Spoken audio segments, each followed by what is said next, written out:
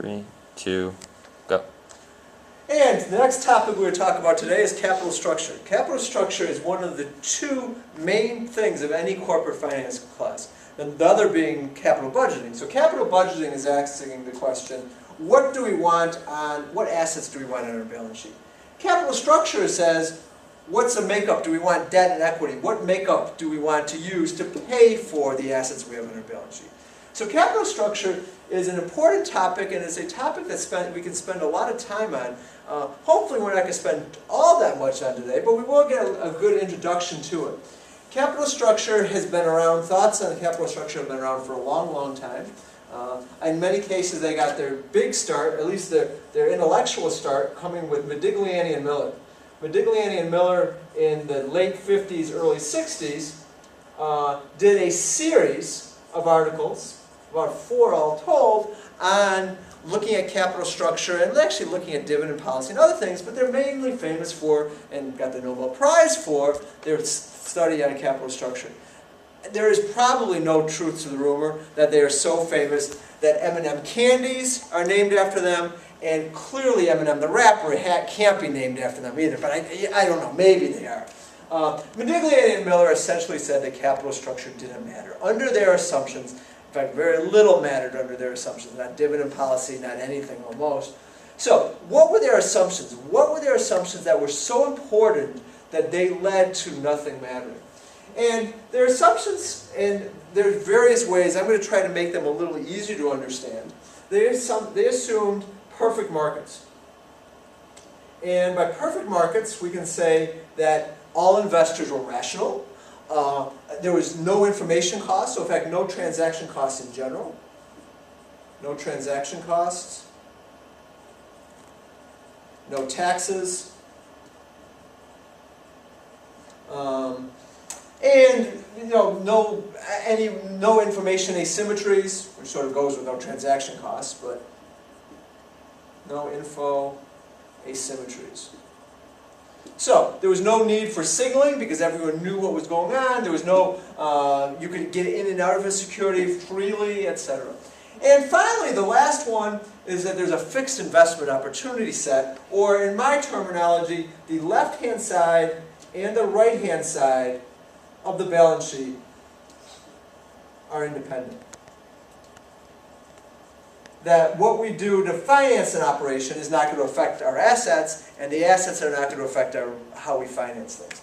Now, clearly, each of these assumptions is wrong. And I think everyone has to start off with this idea, that they're all wrong. We know that markets are not perfect. We know that there are transaction costs. We know there are taxes. We know that the right-hand side and the left-hand side can affect each other. So we know these assumptions are wrong, but from their starting point, if these things are true, then capital structure doesn't matter.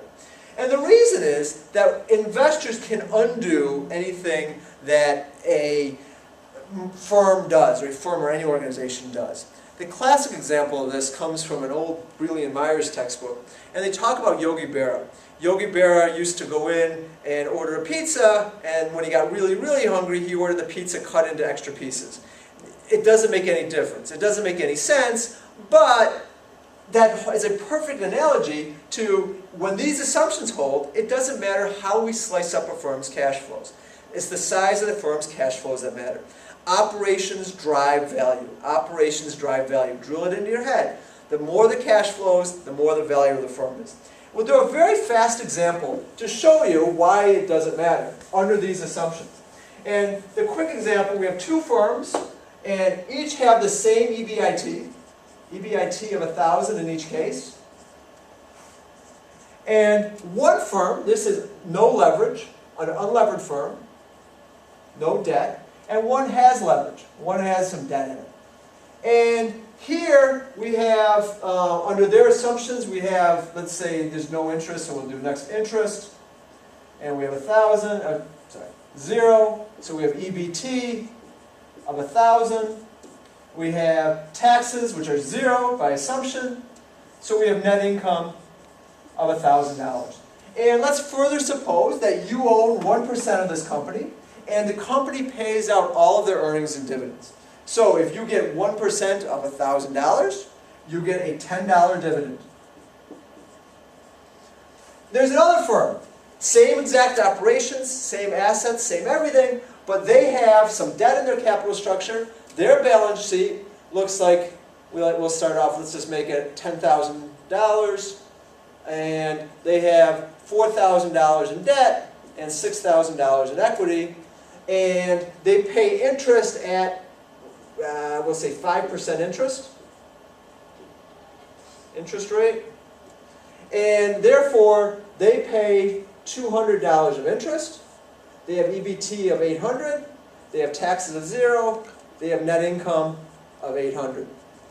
So, you own 1% of this company, you would get $8 in the dividends, but you also own 1% of the interest, sorry, 1% of the debt, so you get 1% of the interest, you would get $2 in interest, so you would still get $10. If Modigliani and Miller's assumptions hold, $10 is $10, the firm value has to be the same. This is often summarized as Modigliani and Miller Proposition 1, where you have leverage on this axis, and you have firm value here, and you have a line that goes across. The value of the levered firm equals the value of an unlevered firm.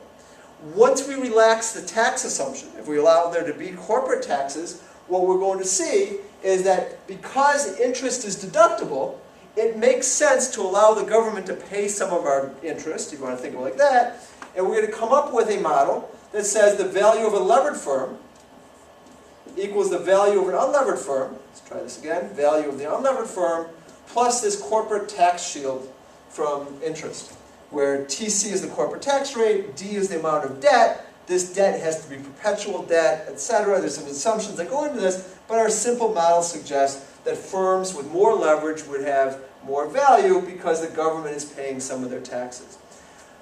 Clearly, firms don't go around with this much debt. Why not? And what we'll see in the next video is that firms' capital structure actually can reduce firm value as well. And what we have are financial distress costs, bankruptcy costs, etc. But that will be in the next video.